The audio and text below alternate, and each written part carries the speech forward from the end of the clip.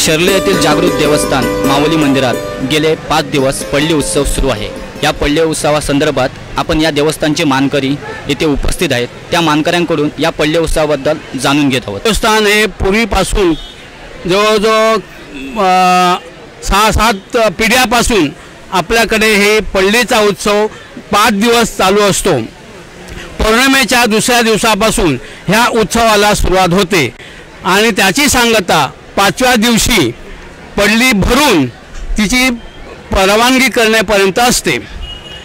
आता यामध्ये गावचे सगळे मानकरी, गावची पिलगी आणि दशकोशीतले लोक इथे मुद्दाम हे पल्ली कार्यक्रमासाठी हजर असतात आणि सगळ्यांनी आनंद भोगत असतात।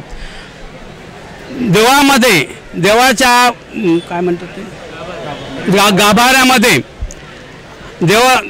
देवस्थानाचे सगळे 12-5चे अंधार अधिक गावामधील ज्या अवसारी हे आहेत, पुरुष आहेत, बारका आहेत, त्यांच्यावर हे अवसार येतात। ते आनंदाने इथे 5 दिवस खेळतात आणि शेवटी त्याची सांगता होते। सांगता अशी 5व्या दिवशी सांगता व्हायच्या आधी सर्व दशकोशीतील पुरुष बायका सगळे ते ही पल्ली बघायला येतात। त्याचप्रमाणे प्रत्येकजण आपापल्या परीने ओट्या भरतात। कोणाच्या नवसाच्या ओट्या असतात तर त्याप्रमाणे त्यांची ओटी भरली जाते आणि त्याप्रमाणे हा मान म्हणून आपला रचला जातो पुरा आणि त्या मानाची उंची जवळजवळ माणसाच्या उंची एवढी पुरी होते, बरोबर तेवढी होते। त्यानंतर शेवटच्या दिवशी सगळं आमचं देवस्थान सगळं देवाचं काम झाल्यानंतर चाळा जो आहे त्या चाळ्याचं हे उभं करतात।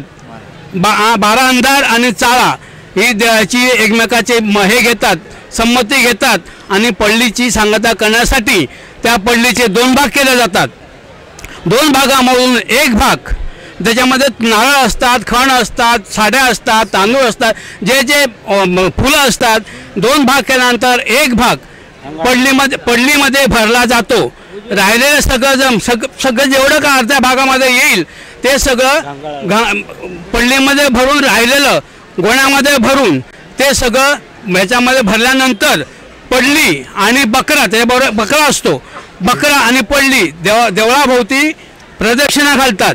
प्रदक्षिणा घालून झाल्यानंतर ती पल्ली चाळ्याच्या डोकीवर चढवली जाते, चाळ्याच्या डोक्यावर ठेवतात। तो चाळा ती पल्ली घेऊन ह्याच्यात देवळातून बाहेर पडतो आणि रस्त्यापर्यंत जातो।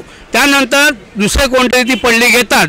बाकीचं सगळं सामान ट्रक किंवा टेम्पोमध्ये भरून रोणापालच्या सीमेपर्यंत हे सगळी पल्लीची सांगता करून ती करतात।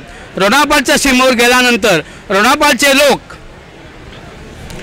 त्या पल्लीची यथासांग पूजा करतात, त्याच्यात ओटी वगैरे भरतात आणि पुढच्याच गावाला पाठवतात। असं दरमजल करत ती पल्ली रेडीच्या घंगाळाला जाते आणि रेडीच्या घंगाळाला पोचल्यानंतर त्या पल्लीचं त्या घंगाळामध्ये विसर्जन होतं।